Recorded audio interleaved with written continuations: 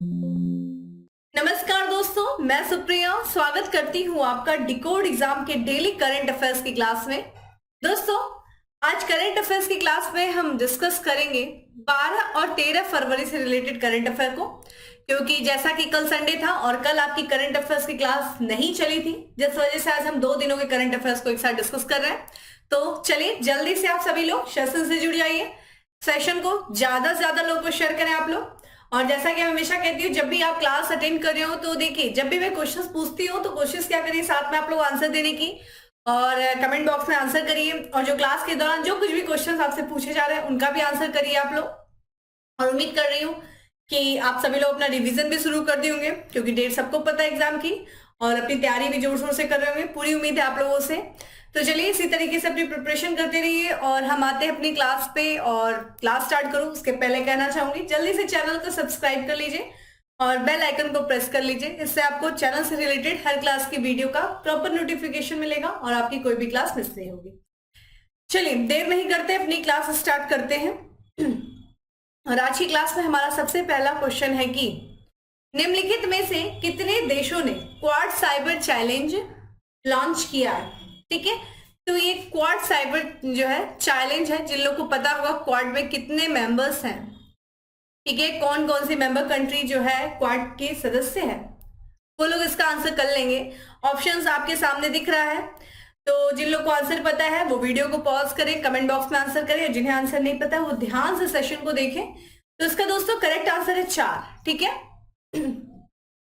जो 4 देशों ने क्वाड साइबर चैलेंज लॉन्च किया है। आइए इसके बारे में बात करते हैं। देखिए, क्वाड जो मेंबर है, ये ध्यान रखिएगा, क्वाड में 4 मेंबर्स कंट्री है। कौन कौन सी है ध्यान रखिएगा, भारत, ऑस्ट्रेलिया, अमेरिका और जापान। और इन्हीं क्वाड देशों ने जो है साइबर सिक्योरिटी चैलेंज, ध्यान रखिएगा यहाँ पे, क्वाड साइबर चैलेंज लॉन्च किया है। उद्देश्य क्या है, साइबर सिक्योरिटी को मजबूत करना। तो जितना भी जो एशिया प्रशांत वाला जो क्षेत्र है उसमें साइबर सिक्योरिटी को मजबूत करने के लिए इस चैलेंज को क्वाड मेंबर्स के द्वारा शुरू किया गया है, लॉन्च किया गया है। और बेसिकली देखा जाए ये चैलेंज एक अपने आप में एक प्रतियोगिता होगी। ठीक है, तो प्रतियोगिता के माध्यम से साइबर सिक्योरिटी के चैलेंज जो है, साइबर सिक्योरिटी उसको मजबूत करने का प्रयास किया जाएगा। उद्देश्य क्या है इस चैलेंज का, तो यहाँ पे जो इंडो पैसिफिक रीजन है, ठीक है, उस इंडो पैसिफिक रीजन में जो साइबर नहीं है, साइबर है, साइबर सुरक्षा तंत्र को मजबूत करना है। ठीक है, बात करते हैं। देखिए ये पुनः ये लाइट फिर से आ गई, इसको हटा दीजिए आप लोग। ठीक है, इस अभियान की ये जो चुनौती है, क्वाड साइबर चैलेंज जो है, ये अब इस अभियान के तहत क्या होगा, जो हिंद प्रशांत और जो अन्य क्षेत्र में जो ये इंटरनेट यूजर्स हैं उनको जो है इस चैलेंज में शामिल किया जाएगा।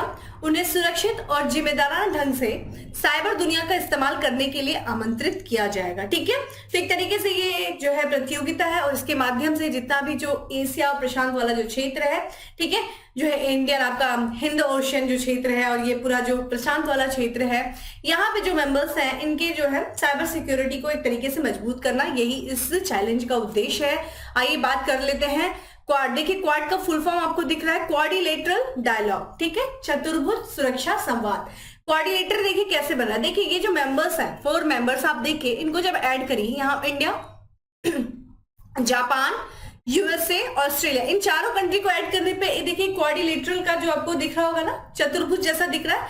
इसी कारण से इस संवाद को, ये एक सुरक्षा संवाद है, क्वाड्रिलेटरल डायलॉग। ठीक है, और इसकी बात की जाए, इसमें हम लोगों ने देखा कि ये जो है इसमें 4 मेंबर्स हैं, अमेरिका, जापान, ऑस्ट्रेलिया और भारत। ठीक है, और इसकी जो स्थापना की गई थी 2007 में किया गया था। उस समय जो जापान के जो प्रधानमंत्री थे शिंजो आबे, जो अब नहीं रहे हमारे बीच, और यहाँ पे जो है ये पूर्व प्रधानमंत्री थे शिंजो आबे, इन्हीं की ये अवधारणा थी कि इस तरह का कोई डायलॉग जो है हमारे बीच में बनाना चाहिए और हम सब जो है आपस में मिल करके इस क्षेत्र के जो है रक्षा क्षेत्र, एक तरीके से जितना भी क्षेत्र है इसके सिक्योरिटी को आपस में मिल करके क्या करना चाहिए, मजबूत करना चाहिए, आपस में व्यापार वगैरह को बढ़ावा देना चाहिए। इसीलिए इस क्वाड्रिलेटरल डायलॉग को बनाया गया था। ये अवधारणा पेश की गई थी तत्कालीन जो जापान के प्रधानमंत्री थे शिंजो आबे के द्वारा। ठीक है, अभी 2022 की जो बैठक हुई थी वो जापान में हुई थी और इस साल जो बैठक प्रस्तावित है 2023 की वो ऑस्ट्रेलिया में होगी। ठीक है, इन देशों के बीच में दोस्तों एक एक्सरसाइज किया जाता है, एक्सरसाइज मालाबार। ठीक है, मालाबार। आप मुझे बताइए कि इस बार जो मालाबार एक्सरसाइज हुई थी वो कहाँ पे किया गया था। इसमें देखा जाए तो इस बार जो है ये अमेरिका, जापान, ऑस्ट्रेलिया, भारत के बीच में एक्सरसाइज हुई थी। और ये आप मुझे बताइए कि इस साल जो मतलब पिछले वर्ष जो मालाबार एक्सरसाइज हुई थी, ठीक है, वो किस जगह पे हुई थी, वो लोकेशन मुझे बताएं। ठीक है, चलिए नेक्स्ट क्वेश्चन की तरफ बढ़ते हैं। हमारा नेक्स्ट क्वेश्चन है कि जेंडर बैलेंस फोरम और वुमेन इन गवर्नमेंट फोरम का आयोजन कहाँ शुरू हुआ है। तो ये जेंडर बैलेंस फोरम और वुमेन इन गवर्नमेंट, ठीक है, ये फोरम जो शुरू हुआ है दोस्तों, ये यूएई के सबसे बड़ा जो शहर है दुबई, ठीक है, वहां पे इसका आयोजन शुरू किया गया है। इसका आयोजन आज से ही ध्यान रखिएगा 13 फरवरी से शुरू हुआ है, ये 15 फरवरी तक चलेगा। दुबई में इस समिट को जो है आयोजित किया जाए, ध्यान रखिएगा वहां पे वर्ल्ड गवर्नमेंट समिट चल रही है, उसी समिट में जो है जेंडर बैलेंस फोरम और वुमेन इन गवर्नमेंट फोरम का आयोजन किया जाएगा। बात करें इन फोरम के थीम क्या होगी, तो ध्यान रखिएगा गवर्नमेंट फोरम में महिलाएं, वुमेन इन गवर्नमेंट फोरम, नेतृत्व के लिए तैयार, भविष्य के लिए एजेंडा को आकार देना। वहीं देखा जाए विश्व शिखर सम्मेलन, ठीक है, वर्ल्ड गवर्नमेंट समिट जो सम्मेलन है उसकी थीम क्या है, भविष्य को सरकारों को आकार देना। ठीक है, भविष्य के सरकारों को आकार देना जो है इस साल की इसकी थीम है। उद्देश्य क्या है इस फोरम का, तो जो क्षेत्र है, जो विश्व के जितने भी लीडर्स हैं उनको एक साथ लाना, ठीक है, विचार विमर्श के लिए, ठीक है, उनके विचारों को एक साथ लाना इसका उद्देश्य है। इस सम्मेलन के दौरान जो जितने भी वर्ल्ड के जो लीडर हैं जो यहाँ पे आएंगे, उपस्थित होंगे, वो जो है आपस में एक तरीके से बातचीत करेंगे, चर्चा करेंगे किसमें भाई, तो लैंगिक समानता और महिलाओं की भागीदारी को आगे बढ़ाने के लिए कौन कौन से नए नए तरीके लाए जा सकते हैं, इस पर जो है ये वर्ल्ड लीडर आपस में बैठ करके चर्चा करेंगे। ठीक है, तो ध्यान रखिएगा वर्ल्ड गवर्नमेंट समिट जो दुबई में आयोजित हो रही है, वहीं पे जो है उसी में जेंडर बैलेंस फोरम और वुमेन इन गवर्नमेंट फोरम का आयोजन किया जा रहा है। ठीक है, चलिए अगला प्रश्न देखते हैं। नेक्स्ट क्वेश्चन हमारा की हाल ही में कहा भारत में पहली बार लिथियम के भंडार मिले हैं। तो देखिए लिथियम के भंडार पहली बार मिला है और ये अपने आप में बहुत ही बड़ी अच्छी खबर है, क्योंकि अभी तक हम लिथियम के लिए दूसरे देशों पर निर्भर कर रहते थे। बहुत बड़े पैमाने पर भारत जो है लिथियम का आयात करता था, लेकिन इस भंडार के मिलने से हमारे दूसरे देशों पे जो है निर्भरता वो कम होगी। और ये पहली बार जो लिथियम का भंडार मिला है भारत में, वो मिला है जम्मू कश्मीर में। ठीक है, आइए इसके बारे में बात करते हैं। तो यहाँ पे जो भारतीय भूवैज्ञानिक सर्वेक्षण है उससे देखा जाए जम्मू कश्मीर का एक जिला है रियासी जिला, वहां पे एक क्षेत्र है, ये क्षेत्र का नाम याद रखिएगा सलाल हेमाना क्षेत्र, वहीं से 5.9 मिलियन टन, ध्यान रखिएगा यहाँ पे टाइपिंग मिस्टेक है, मिलियन टन, इसको हम क्या कह सकते हैं अगर लाख में देखें तो 59 लाख टन के लिथियम अनुमानित संसाधन G3 की पुष्टि की है। ठीक है, ध्यान रखिएगा कहाँ पे, जम्मू कश्मीर में कौन सा क्षेत्र है, तो सलाल हेमाना क्षेत्र, आपके ऑप्शन में ये भी क्षेत्र आ सकता है। ठीक है, अभी 9 फरवरी 2023 को बैठक की गई थी, 62वीं भूवैज्ञानिक प्रोग्रामिंग बोर्ड की बैठक थी। उस दौरान 15 अन्य संसाधन वाली भूवैज्ञानिक रिपोर्ट और 35 भूवैज्ञानिक ज्ञापनों के साथ यह रिपोर्ट संबंधित राज्य सरकार को सौंपा गया है। ठीक है, इस बैठक के दौरान अगर हम बात करते हैं लिथियम के बारे में, तो लिथियम दोस्तों ये एक अलोह धातु है। ठीक है, और इसका उपयोग देखिए बैटरी वगैरह जो होता है, बैटरी के उद्योग में बहुत ज्यादा किया जाता है। तो ठीक है, लिथियम का जो इस्तेमाल ज्यादातर कहाँ पे, बैटरी उद्योग में देखने को मिलता है। वर्तमान में ध्यान रखिएगा भारत जो है इस तरह की धातुओं पे दूसरे देशों पे बहुत ज्यादा निर्भर है, जैसे कि लिथियम हो गया, निकल हो गया, कोबाल्ट हो गया, इन सब को जो है भारत दूसरे देशों से आयात करता है। ठीक है, और यहाँ पे देखा जाए इस खोज से भारत जो है अन्य देशों पर उसकी लिथियम की जो निर्भरता है वो कम होगी। अगर हम देखें सबसे ज्यादा सर्वाधिक भंडार के मामले में विश्व में कौन सा देश है, तो ये देखिए चिली है, सबसे ज्यादा सर्वाधिक जो भंडार है लिथियम का वो चिली में है। ये आपका देखेंगे साउथ अमेरिका का ये देश है। फिर दूसरे स्थान पे देखा जाए अर्जेंटीना है, फिर तीसरे स्थान पे देखा जाए तो ऑस्ट्रेलिया है। वही देखा जाए कि सबसे ज्यादा जो है उत्पादक देश कौन सा है, सबसे ज्यादा उत्पादन करने वाला जो देश है लिथियम का, वो देखिए कौन है, ऑस्ट्रेलिया है। ठीक है, ऑस्ट्रेलिया जो है विश्व स्तर पर शीर्ष लिथियम उत्पादक देश है।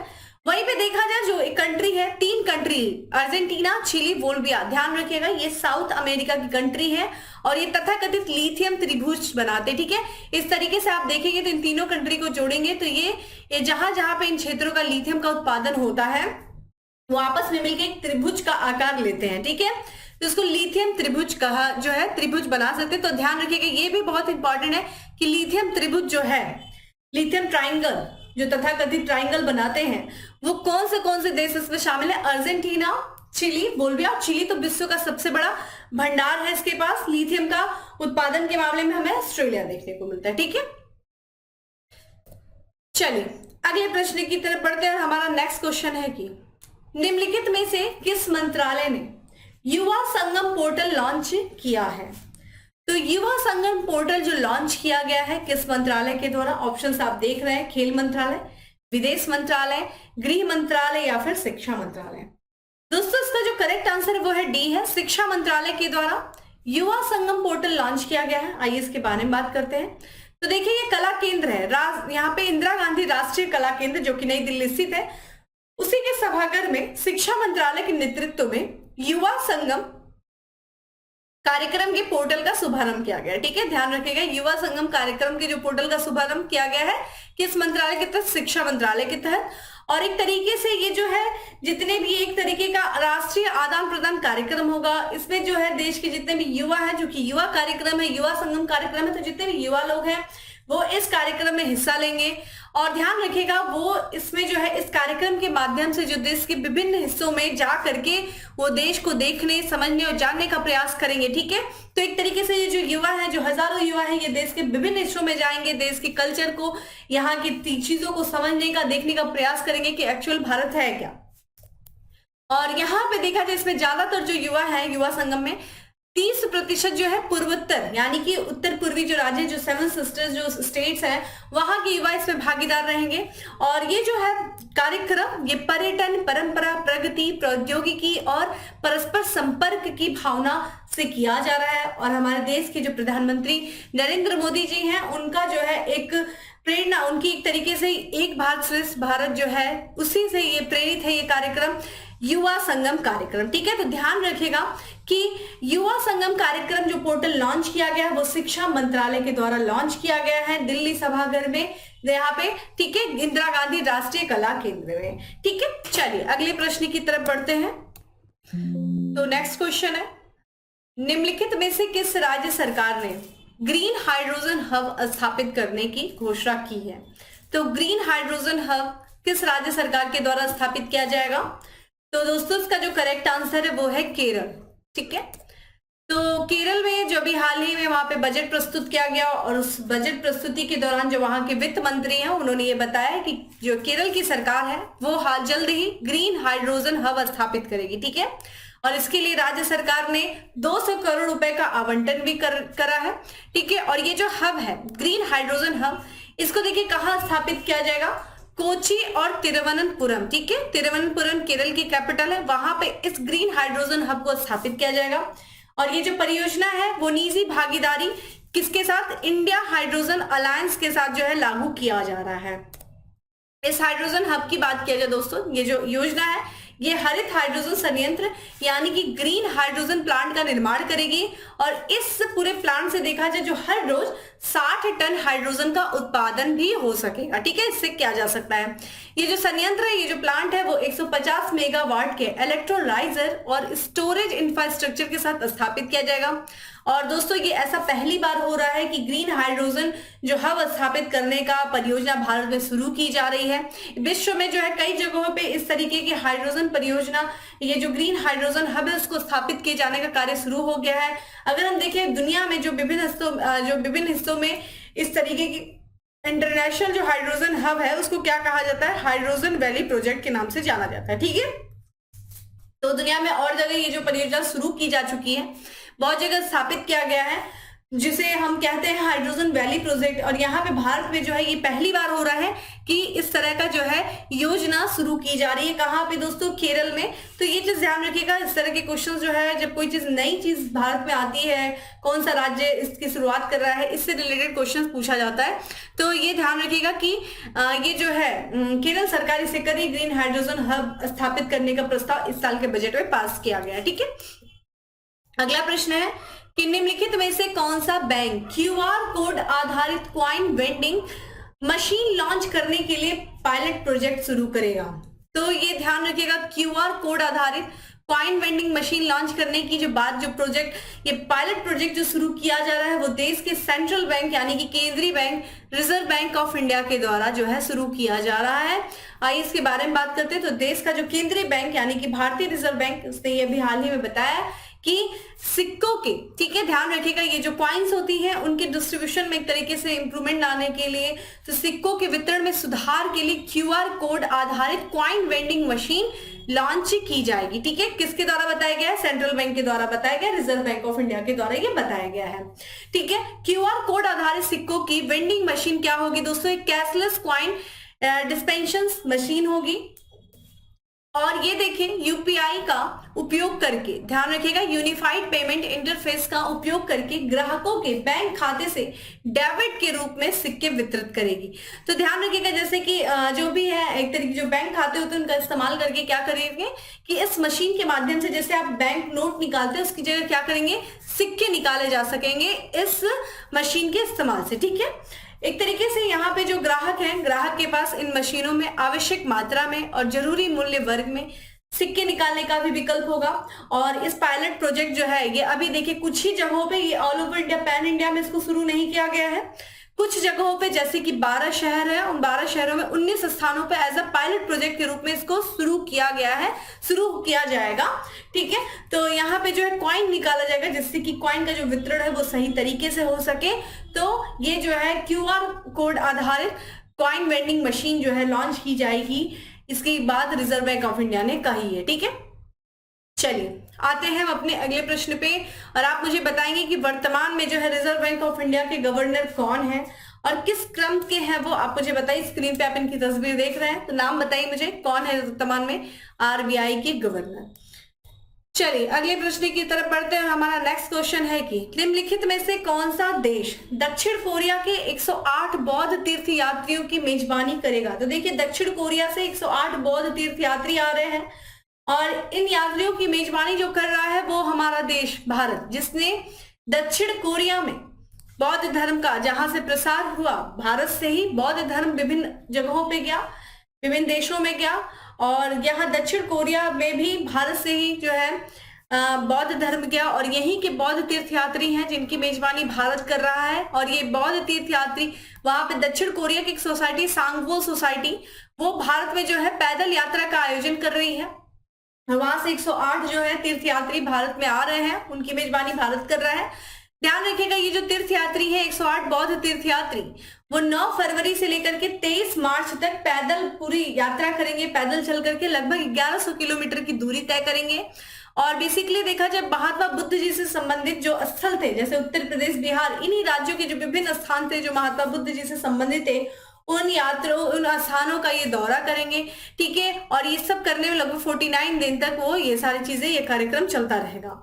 ठीक है, यहाँ से है जो इस पैदल यात्रा से एक तरीके से दोनों देशों के, भारत और दक्षिण कोरिया के बीच में एक सांस्कृतिक संबंध को क्या मिलेगा? बढ़ावा मिलेगा, मजबूती मिलेगी।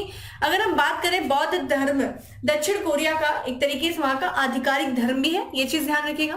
भारत में देखा जाए जो बौद्ध धर्म तीर्थ के जो 4 प्राथमिक स्थल है वो आपके लिए इंपॉर्टेंट हो जाता है। पहला देखिए क्या है, लुम्बिनी, जहां पे महात्मा बुद्ध जी का जन्म हुआ, ये दक्षिणी नेपाल में है। वही अगला देखा जाए भारत के बिहार में जो है बौद्ध ज्ञान स्थान है, जहां पे महात्मा बुद्ध जी को ज्ञान की प्राप्ति हुई। सारनाथ जो कि उत्तर प्रदेश में कहा, वाराणसी में, यहाँ पे उन्होंने पहला जो है उपदेश दिया, जिसे हम क्या कहते हैं, धर्म चक्र प्रवर्तन कहते हैं। और अंतिम जहां पे इन्होंने महापरिनिर्वाण, यानी कि जहां पे इन्होंने अपने देह का त्याग किया, शरीर का त्याग किया, उत्तर प्रदेश के कुशीनगर जिले में। ठीक है, तो ये सब महत्वपूर्ण स्थल है जहां पे ये जो 108 बौद्ध यात्री हैं जो कि दक्षिण कोरिया से आए हैं, वो इन स्थानों के क्या करेंगे, भ्रमण करेंगे। और ये 9 फरवरी से शुरू हुआ है, 23 मार्च तक चलेंगे। आइए बात कर लेते हैं दक्षिण कोरिया के बारे में। ठीक है, आपके सामने एटलस है और आप देखिए यहाँ पे वर्ल्ड मैप पे देखिए दक्षिण कोरिया आपको यहाँ पे दिख रहा है, इसके ईस्ट, जापान के वेस्ट में और चाइना के ईस्ट में दिखाई देगा, यानी कि चाइना और जापान के बीच में दक्षिण कोरिया है। ठीक है, अगर हम सी की बात करें तो येलो सी जो है इसके वेस्ट में है, साउथ यहाँ पे ईस्ट चाइना सी जो इसके साउथ में, और ईस्ट यहाँ पे ईस्ट सी यानी कि सी ऑफ जापान जो है इसके ईस्ट में। ठीक है, और इसके एक ही देश से इसकी सीमा लगती है, वो है नॉर्थ कोरिया से।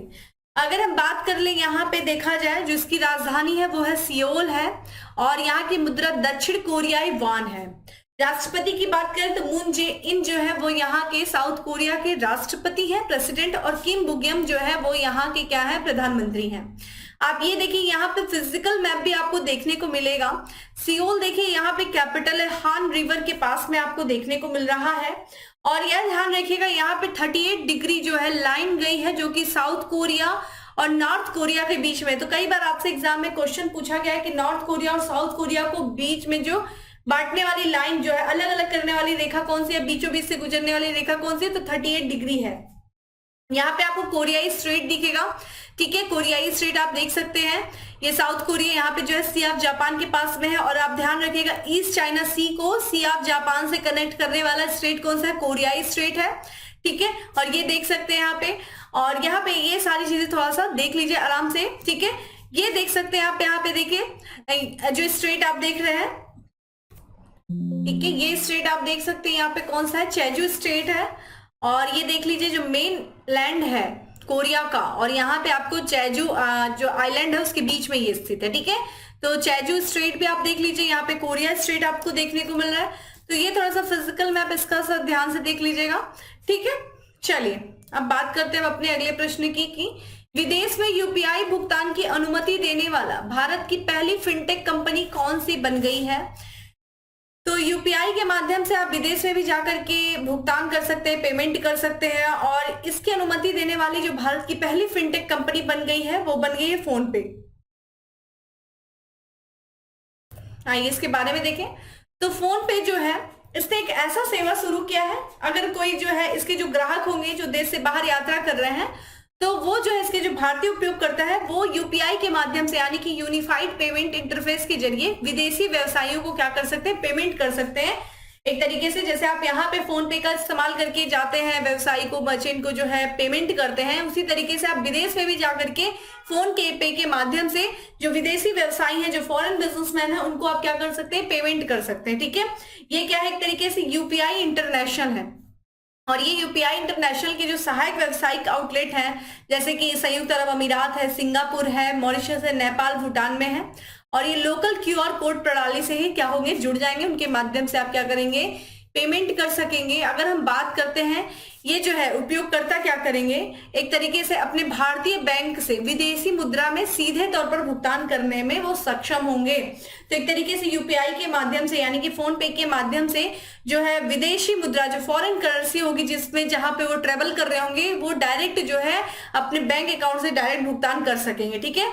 जैसा कि वे अंतरराष्ट्रीय, जैसा कि अगर कोई डेबिट कार्ड वो लिए हैं, कोई इंटरनेशनल डेबिट कार्ड उसके माध्यम से कर रहे हैं, उसी तरीके से वो जो है इस फोन पे के माध्यम से कर सकते हैं। फोन पे की दोस्तों बात किया जाए तो फोन पे देखिए ये बेंगलुरु स्थित भारतीय डिजिटल भुगतान और वित्तीय सेवा कंपनी है, ठीक है। इसकी जो स्थापना 2015 में की गई थी समीर निगम, राहुल जोरी और बुर्जियन इंजीनियर के द्वारा जो है इसकी स्थापना की गई थी, ठीक है। ध्यान रखिएगा बेंगलुरु स्थित है, ये भारतीय डिजिटल भुगतान और वित्तीय सेवा कंपनी है। चलिए अगले प्रश्न की तरफ बढ़ते हैं। हमारा नेक्स्ट क्वेश्चन है कि निम्नलिखित में से किसे प्रतिष्ठित, यहाँ पे देखिए किसको होना चाहिए, किसको प्रतिष्ठित राजा राम मोहन राय राष्ट्रीय पत्रकारिता पुरस्कार 2020 के लिए चुना गया है। तो किसको चुना गया है, ऑप्शंस आप देख रहे हैं, और इसका करेक्ट आंसर सी है, यानी कि A.V.K. प्रसाद को राजा राम मोहन राय राष्ट्रीय पत्रकारिता पुरस्कार। ध्यान रखिएगा राजा राम मोहन राय जो राष्ट्रीय पुरस्कार है वो पत्रकारिता के क्षेत्र में दिया जाता है। इस साल A.V.K. प्रसाद जी को चुना गया है। स्क्रीन पे आप इनकी तस्वीर देख सकते हैं। तो इन्होंने जिस तरीके से पत्रकारिता के क्षेत्र में जो इन्होंने योगदान दिया, उस योगदान को एक तरीके से सम्मानित करने के लिए जो है प्रतिष्ठित राजा राम मोहन राय राष्ट्रीय पत्रकारिता पुरस्कार 2020 के लिए जो चुना गया है वो वरिष्ठ पत्रकार डॉक्टर A.V.K. को चुना गया है, ठीक है। यहाँ पे A.V.K. प्रसाद जी को चुना गया है। बात करें यहाँ पे यह जो पुरस्कार है वो किसके द्वारा जो है प्रदान किया जाएगा, तो प्रेस काउंसिल ऑफ इंडिया के अध्यक्ष जो है न्यायमूर्ति रंजना प्रकाश देसाई के द्वारा इसे प्रदान किया जाएगा। तो आपको यहाँ पे एक चीज और मिली कि जो प्रेस काउंसिल ऑफ इंडिया के वर्तमान अध्यक्ष कौन है, न्यायमूर्ति रंजना प्रकाश देसाई जो है वो है, और इन्हीं के द्वारा ये पुरस्कार प्रदान किया जाएगा। इस पुरस्कार को देखिए जो स्थापना की गई थी बेसिकली जो है मीडिया को जो अपने कर्तव्य, मीडिया को अपने कर्तव्य को पालन करने के लिए प्रोत्साहित करने के लिए देश में जो महान सुधारक पत्रकार हैं उन पत्रकारों में से एक को सम्मान के रूप में मुख्य पुरस्कार Raja Ram Mohan Roy national award for excellence in journalism की स्थापना की गई थी। तो जो एक तरीके से मीडिया के क्षेत्र से जो लोग जुड़े हैं वो अपने कर्तव्य का पालन जो है अच्छे से करें, उनको प्रोत्साहित करने के लिए जिन लोगों ने जो है समाज सुधार में अपना महत्वपूर्ण योगदान दिया है उनको सम्मानित करने के लिए इस पुरस्कार की स्थापना की गई थी राजा राम मोहन राय जी के नाम पे, ठीक है, जिन्हें आधुनिक भारत का पिता कहा जाता है, ठीक है। तो ये था दोस्तों। चलिए आप मुझे कमेंट बॉक्स में बताइए कि राजा राम मोहन राय ने आर्य समाज की स्थापना किस वर्ष किया था, कमेंट बॉक्स में आप मुझे बताएं।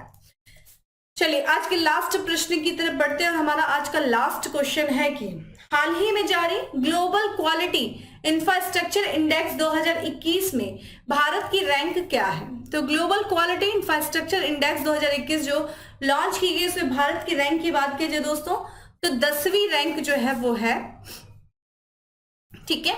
आइए इसके बारे में देखते हैं। तो यहाँ पे देखिए जो है अभी ग्लोबल क्वालिटी इंफ्रास्ट्रक्चर इंडेक्स जो है वो जारी किया गया है और उसमें भारत जो है समग्र रैंकिंग में यानी कि QI यानी कि क्वालिटी इंडेक्स में देखा जाए इंफ्रास्ट्रक्चर क्वालिटी इंडेक्स में ये 10वें पायदान पे भारत रहा है। अंडर 10 में भी 10 पोजीशन पे ये रहा है।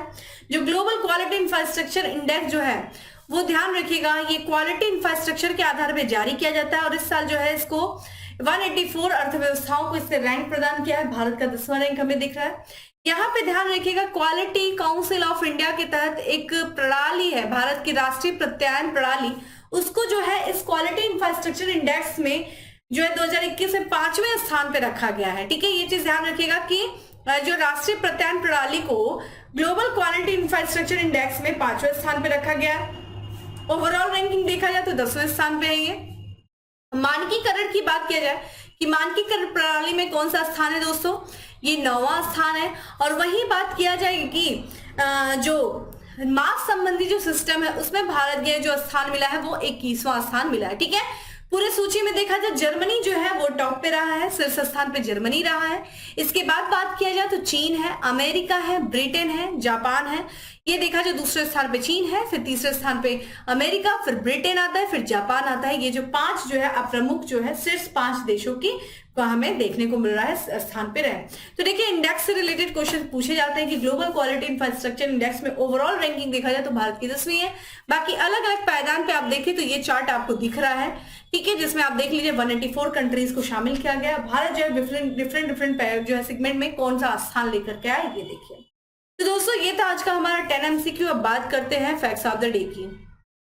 आज का हमारा सबसे पहला फैक्ट है कि विश्व दलहन दिवस मनाया गया, कब मनाया गया, 10 फरवरी को जो है वो मनाया गया।